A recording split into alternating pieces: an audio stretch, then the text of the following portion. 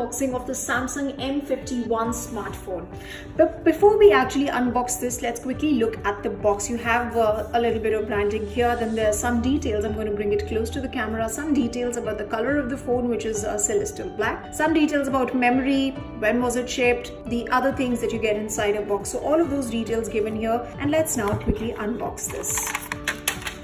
So you get a cover for your phone, and of course this box has a SIM ejector pin and some booklets. Basically this is a regional guide, this is a warranty card. The warranty card lists conditions and general terms and conditions actually about warranty.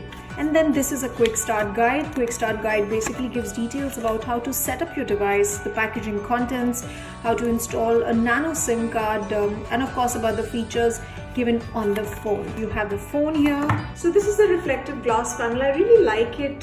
Just how it feels in my hand is great. Of course, you have the logo of the brand given here. On top left of the smartphone, you have a 4-camera mounted panel, and the rest of the phone feels extremely smooth. Of course, it's going to leave some fingerprints, but for that you'll have to buy a separate cover.